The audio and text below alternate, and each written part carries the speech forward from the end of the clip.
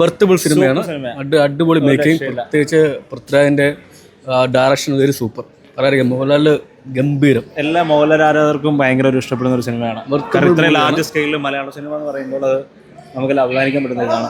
നല്ല സിനിമയാണ്, അടിപൊളി സിനിമയാണ്. ഇത് ഹ്യൂജ് ഹിറ്റായിരിക്കും.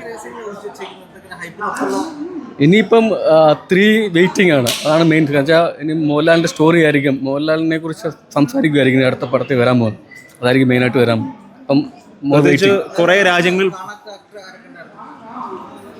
അതായത് പാൻ ഇന്ത്യ ഫുള്ളി നമുക്ക് കാണാൻ പറ്റും. ആക്ച്വലി ഹോളിവുഡ് ആക്ടേഴ്സ് കാണാൻ പറ്റും. പിന്നെ കുറേ സ്ഥലങ്ങളിൽ ലൊക്കേഷൻസിലൊക്കെ ഷൂട്ട് ചെയ്തിട്ടുണ്ടല്ലോ. അപ്പോൾ അതിൻ്റെ ഒരു കാണുമ്പോഴത്തേക്ക് ആ ഒരു വിഷ്വൽസൊക്കെ നമുക്ക് ഭയങ്കരമായിട്ട് എക്സ്പീരിയൻസ് ചെയ്യാൻ പറ്റും.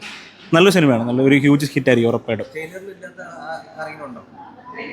ലാസ്റ്റ് നമുക്ക് ആ ഒരു ഇത് കാണിച്ചല്ലോ, ഒരു ചൈനീസ് ആക്ടറിനെ, അത് ഭയങ്കര സസ്പെൻസ് ആയിരുന്നു. പലരും പല എക്സ്പെക്ടേഷൻസ് പറഞ്ഞു, പക്ഷേ അതൊരു ഭയങ്കര വെറൈറ്റി ആയിരുന്നു. എന്തായാലും L3 എക്സ്പെക്ട് ചെയ്യുന്നു.